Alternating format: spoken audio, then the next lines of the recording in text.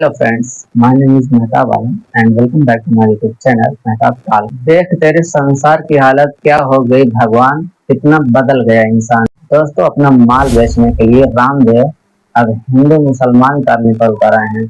रामदेव का कहना है दूसरी कंपनी का शरबत पियोगे तो मदरसे और मस्जिद बनेंगे।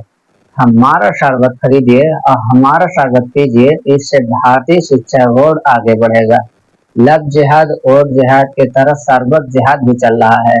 मैं इससे आपको बचाने के लिए आया हूँ। दोस्तों जैसा कि मालवीय जो दुनिया बचाते हैं ना, अमेरिका को बचाते हैं, ऐसे ही रामदेव सरबत जिहाद से भारत को बचाएंगे। तो देती है, लेकिन वो शरबत से जो पैसा मिलता है उससे मदरसे और मस्जिदें बनवाती, ठीक है उनका मजहब है। लेकिन आप यदि वो शरबत पिएंगे तो मस्जिद और मदरसे बनेंगे। और पतंजलि का गुलाब का शरबत पीते हैं आप, ये शरबत पिएंगे आप तो गुरुकुल बनेंगे, आचार्य कुलम बनेगा, पतंजलि विश्वविद्यालय, भारतीय शिक्षा बोर्ड आगे बढ़ेगा।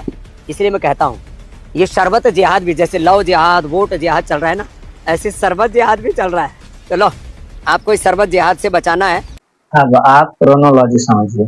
देखिए अगर वीडियो देखने वाले बहुत सारे लोग हैं, लेकिन किसी एक को भी मेरी बात समझ में आ गई तो मैं अपने वीडियो को कामयाब समझूंगा। हिंदू मुसलमान में बढ़कर लोगों को धार्मिक जोम्बी बना दिया गया है। इस देश में किसी को तो मेरी बात समझ में आए। देखिए दोस्तों, रामदेव जैसा कि अवसरवादी लोगों की हिम्मत अब इतनी बढ़ चुकी है कि वो अपना माल बेचने के लिए, अपना मुनाफा बढ़ाने के लिए, अपना धंधा बढ़ाने के लिए सीधे हिंदू मुसलमान करने पर उतर आए हैं।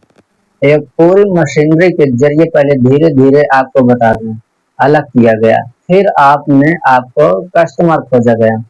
भाजपा ने अपना अलग कस्टमर खोजा, बाबाओं ने अपना अपने कस्टमर खोजे, रामदेव जैसे अपने कस्टमर खोज रहे हैं। अब रामदेव का शरबत आपको प्यास बुझाने के लिए थोड़ी ना है, स्वाद के लिए नहीं पीना है, शरबत जिहाद से बचने के लिए पीना है।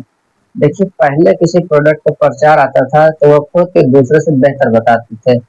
पहले की मतलब हमारे इधर क्रीम ज्यादा है, हमारे में प्रोटीन ज्यादा है, हमारी बिस्किट अच्छी है उस कंपनी से। लेकिन अब माल बेचने के लिए प्रोडक्ट से बेहतर होना जरूरी नहीं है।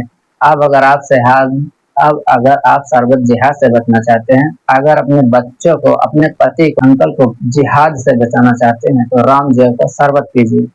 अगर आप रामदेव का शरबत नहीं पियोगे तो आपके पति, आपके अंकल, आपके माता पिता जिहादी हो जाएंगे, क्योंकि हमारा देश कट्टरता की उस मोड़ पे आके खड़ी है जहां संविधान के होते हुए, जहां कानून के होते हुए व्यापारी भी अपना माल बेचने के लिए खुलेआम हिंदू मुसलमान कर रहे हैं। जैसे महात्मा गांधी अंग्रेजों के खिलाफ लड़े, रामदेव शरबत के खिलाफ लड़ रहे हैं। रामदेव के इससे पहले कोरोना ठीक करने का दावा करते हुए सबने सुना था। ब्राह्मण बीस बता रहे थे तो इंडियन मेडिकल यूनिवर्सिटी 1000 करोड़ का नोटिस रामदेव को दिया था। स्वास्थ्य मंत्री हर्षवर्धन को तब लेटर लिख कर रामदेव को माफी मांगने की बात की गई थी। दोस्तों शरबत से पहले रामदेव के पुत्र जीवक बीज दवा लॉन्च की थी। इसे इस तरह फैलाया गया था कि इस दवा से पुत्र पैदा होते, नाम ही रखा था पुत्र जीवक। जहां पर आप ये पता नहीं लगा सकते गर्भ में लड़का है या लड़की, जो भारत के कानूनों के खिलाफ था, भारतीय कानूनों का उल्लंघन करता था। इस विवाद के विवाद रामदेव ने सफाई दी कि ये दवा केवल प्रजनन सेवा के लिए है। रामदेव ने इससे पहले लोगों को भ्रम में डाल के अगर 2014 में मोदी की सरकार बनेगी तो पेट्रोल 35-40 रुपए में लगेगा। रामदेव ने हमेशा अपने व्यापार को बढ़ाने के लिए सत्ता का सहारा लिया है और इस बार सत्ता पक्ष ने देश की हवा में हिंदू मुसलमान के नासती को तैयार किया है। इस पर रामदेव व्यापार करने पर गए हैं। दोस्तों भारत में शरबत की एक ही सबसे बड़ी कंपनी है, उसका नाम है रूह अफ़ज़ा। रामदेव संभवतः इसे जिहाद करने वाली कंपनी बता रहे हैं। रूह अफ़ज़ा भारत, पाकिस्तान और बांग्लादेश में गर्मियों के मौसम में बहुत पिया जाता है। इसे हमदर्द कंपनी बनाती है। इसे 1907 में हकीम हाफिज अब्दुल मजीद ने बनाया था। यह गुलाब, जड़ी बूटी और फलों से मिश्रण से बनी हुई शरबत है। दोस्तों रामदेव ने शरबत में हिंदू मुसलमान पढ़ लिए हैं, ये सोचने वाली बात है। दोस्तों आपको ये रूह अफ़ज़ा कहाँ से आया, इस शरबत बनाने का आइडिया कहाँ से आया, इसकी शुरुआत कैसे हुई, इसके पीछे कहानी क्या थी, चलिए वो भी बता देते हैं। दरअसल बात 1960 की है।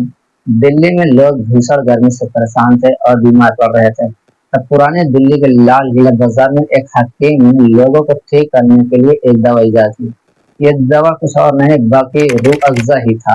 रूह अफ़ज़ा यूनानी हर्बल चिकित्सा के एक हकीम हाफिज अब्दुल मजीद ने ठीक 113 साल पहले गाजियाबाद में बनाया था। साल था 1906। 1907 में दिल्ली में भीषण गर्मी और गर्मी के कारण बहुत लोग बीमार पड़ने लगे थे। अब्दुल ने उस रूह अफ़ज़ा के खुराक देने लगे। रूह अफ़ज़ा को खुराक देने से लू और गर्मी से बचा जा रहा था। देखते ही देखे ये एक दवाखाना रूह अफ़ज़ा के नाम से जाना जाने लगा। रूह अफ़ज़ा दवा न होकर गर्मी से राहत देने का एक नया नुस्खा बन गया और हमदर्द दवाखाना से बड़ी कंपनी बन गई।